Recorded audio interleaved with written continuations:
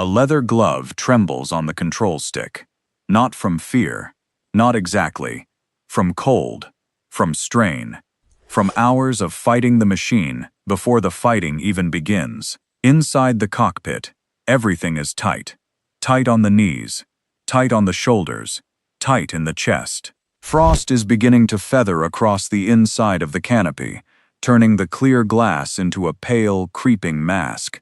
The engine in front of him never stops shaking. It is not a clean vibration. It is a hard, metallic pounding that climbs through the airframe, through the seat, through the spine, and into the pilot's jaw. He cannot stand up. He cannot stretch. He cannot even shift much, because every movement is trapped between aluminum, oxygen hose, parachute straps, and the hard little world of a fighter cockpit. And he is still hundreds of miles from Tokyo. He flew into Tokyo in daylight, and no one thought it was possible. Not the Japanese high command. Not many American planners. Not even a lot of pilots at first. Because if you looked at the map, and then looked at the airplane, the answer seemed obvious. No. Impossible. Tokyo sat roughly 750 miles from Iwo Jima. A single-engine fighter was never supposed to do that kind of trip.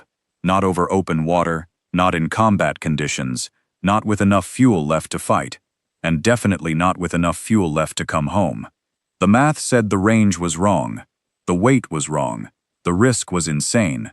But war does not care what seems neat on paper. And that is why Major James Tapp and the very long-range P-51 Mustangs matter. Because when these men finally returned to base, after hour upon hour inside freezing, vibrating metal boxes, the ground crews found something that seemed almost absurd. The pilots could not get out. Not because they had been struck in combat. Not because the planes had trapped them. Because their bodies had locked up. That is how close this mission came to proving the math right. So to understand how unbelievable that image really was, you have to back up. You have to look at the larger machine of the war, and then at the small human body trapped inside the machine. By the spring of 1945, American B-29 bombers were hammering Japan.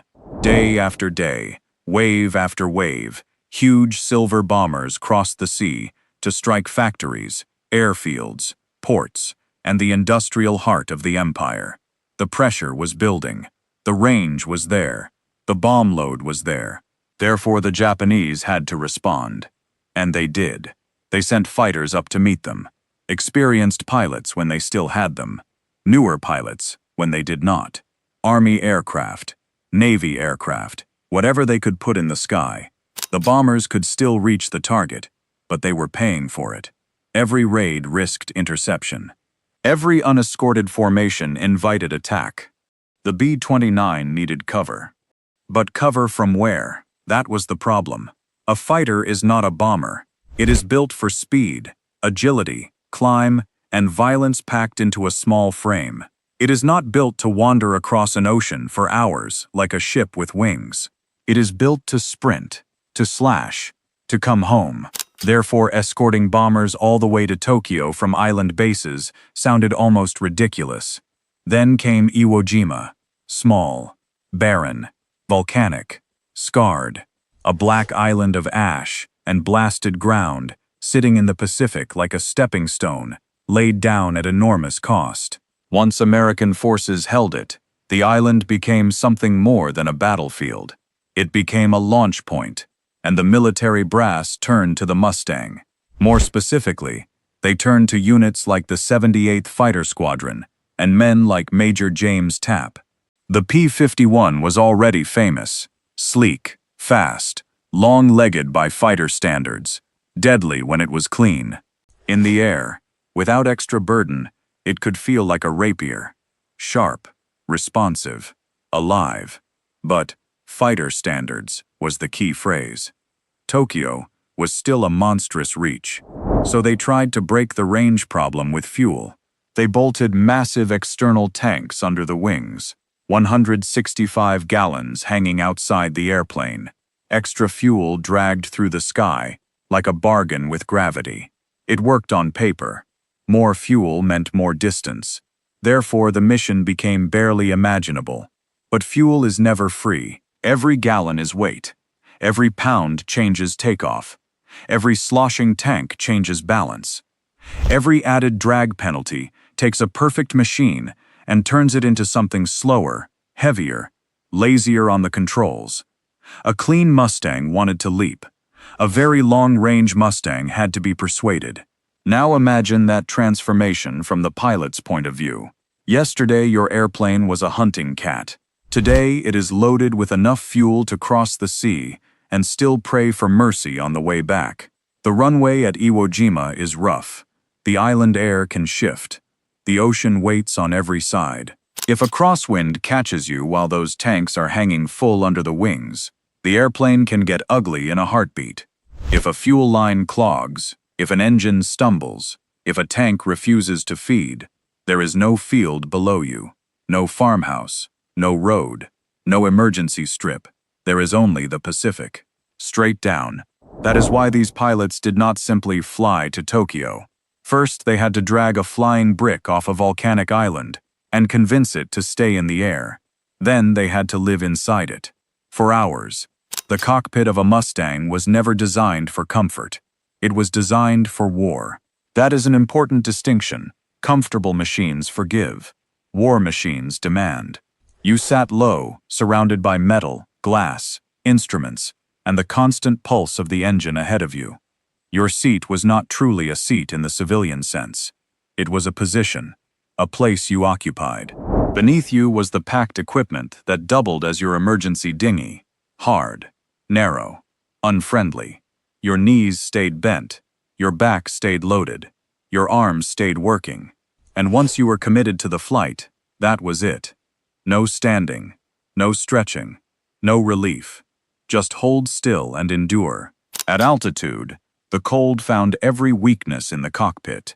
It leaked in through seals, through joints, through every little place a machine could not quite keep the world out. At around 20,000 feet, temperatures could fall to 40 degrees below zero. You wore layers, heavy gloves, heated gear when it worked, oxygen mask, helmet. But cold like that does not politely remain outside your clothing. It invades, slowly at first, then completely. Your fingertips start to lose personality. Your feet become distant. Your thighs ache. Your lower back begins to burn in one steady line. And all the while, the Rolls-Royce Merlin up front is doing exactly what you need it to do. It is giving you life. It is dragging you over open water. It is also pounding the entire airplane with relentless vibration. 12 cylinders, firing in disciplined fury, beautiful engineering, brutal sensation. After hours of it, the vibration does not feel like noise anymore.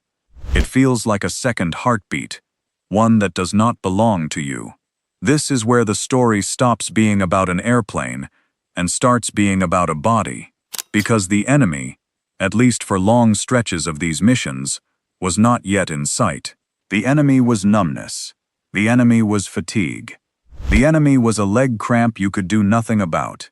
The enemy was the mind trying to stay sharp, while the horizon and the sea became one endless hypnotic surface. They flew in radio silence whenever possible. That was discipline. That was survival. But silence over empty water has a strange effect on a human being. It makes the world feel larger, and your place in it feel very small.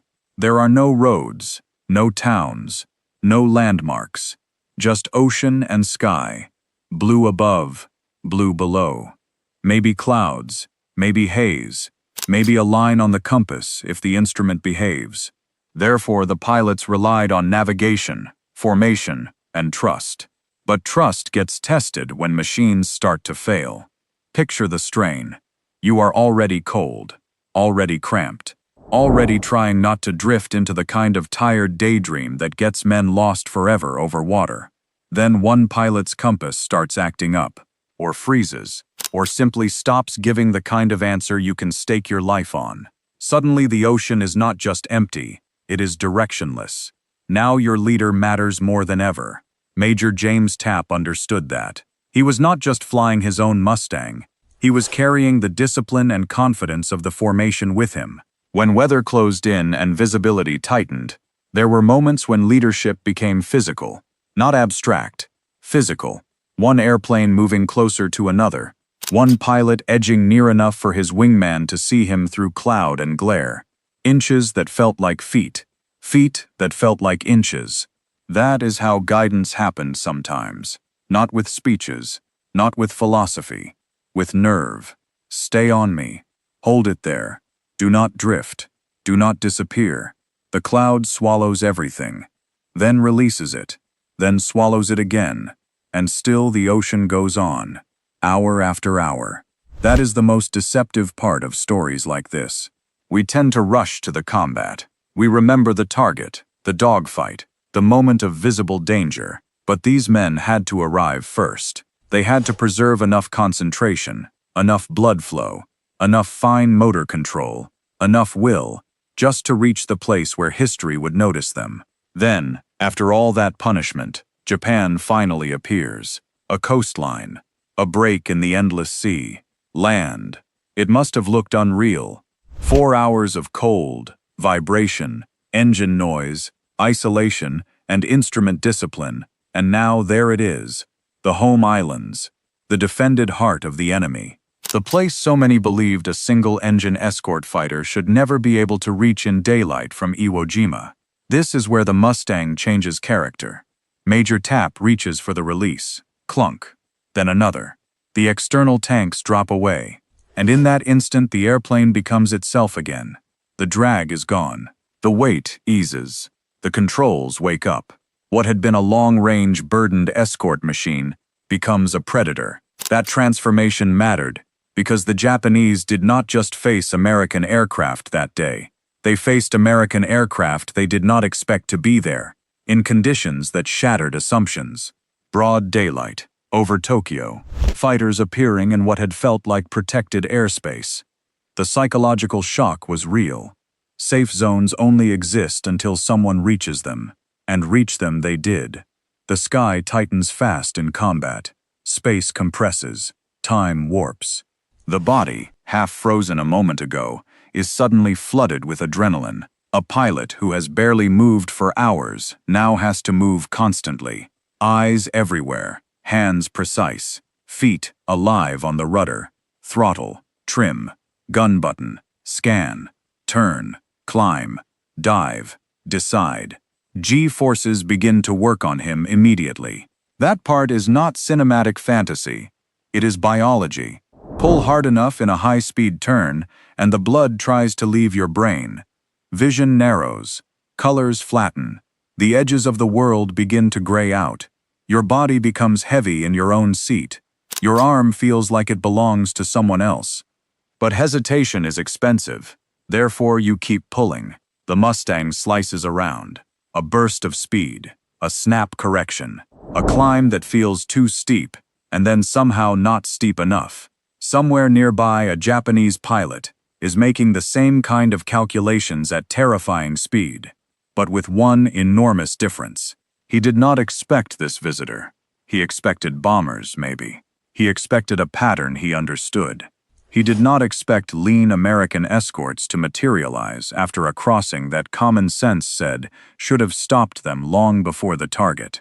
That surprise matters in air combat. Not forever. Not magically, but for precious moments. Moments are enough. Tapp goes in. No gore, no melodrama, just machinery and decision. Angle, closure, timing, deflection.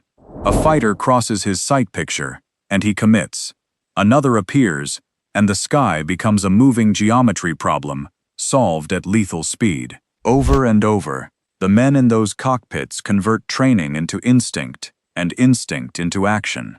45 minutes can feel like 5, or like a lifetime.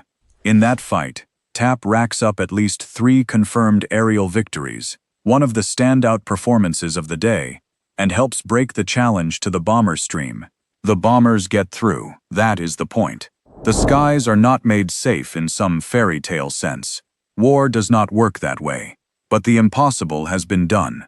Single-engine fighters have come into Tokyo in daylight, fought, protected the bombers, and proved that the map was not a wall after all. And then, cruelly, the most dangerous emotional moment arrives. Not when the shooting starts, when it stops. Because combat gives the body a terrible gift. It drowns pain. It narrows thought. It turns every ounce of you toward one immediate purpose. But when the fight ends, that chemical storm begins to recede. The shaking returns. The cold returns. The aches come back louder than before. Therefore, the ride home can feel worse than the ride out. Now the pilot is no longer charging into history. Now he has to survive it. Tokyo falls behind them. The sea opens again. 750 miles of return leg waits like a sentence. The adrenaline drains off and leaves wreckage in the muscles. Legs begin to cramp. Fingers stiffen. Neck muscles knot up from hours of strain. Hunger creeps in. Thirst scratches at the throat behind the oxygen mask. Exhaustion does not hit all at once. It arrives in waves. One moment you are functioning. The next you realize your mind has drifted and you have to drag it back by force. Stay awake. Stay level. Watch the gauges. Trust nothing. And then the weather decides to join the battle. A Pacific front moves in. Broad and ugly. Clouds thicken. Rain starts to smear the canopy. Turbulence slams the airplane just enough to remind the pilot that even after combat, gravity is still negotiating. To conserve what little fuel remains, they cannot simply detour forever. Therefore, they push through. Blinding rain, dirty air, sudden bumps that jab pain through locked muscles. The fuel gauges bounce and flutter. Needles near empty always seem dishonest, as if motion alone might convince them to fall lower. Every pilot knows the private terror of listening to an engine when the tanks are nearly dry. You begin to hear ghosts in perfectly normal sounds. Was that a cough? Was that a hesitation? Did the nose dip because of turbulence?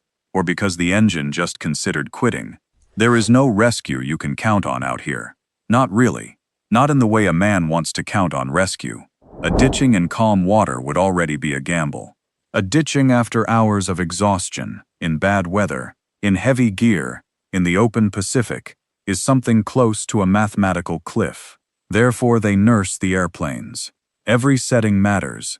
Every mile matters. Home becomes a fuel calculation whispered by the gauges. Then, at last, Iwo Jima rises out of the haze. Not as a paradise, as salvation. Dark volcanic ground. Scarred runways. Smoke. Dust. That strange island they had left behind as burdened escorts now looks like the most beautiful piece of earth in the world. The silver Mustangs come in running on fumes. Approach, flare, touch. Not elegant, not ceremonial. Hard, fast, dirty. Tires striking volcanic dirt and pierced steel plank. Airframes rattling. Brakes working. Tired men riding exhausted machines to a stop after an odyssey no fighter should have been able to complete. And now the final loop closes. Ground crews run out. Canopies slide back. The engines wind down. The mission is over. But the pilots are not moving. For a second, maybe two, that silence must have been deeply unsettling. These are men who just crossed the Pacific, fought over Tokyo, and somehow brought their machines home. But now they are sitting still in their seats, hands slack, bodies stiff, eyes hollow with fatigue. Then the truth becomes clear. They are not motionless because of combat damage. They are motionless because the body has limits, and those limits have been hit. 8 hours in a freezing, vibrating cockpit. 8 hours bent into the same shape.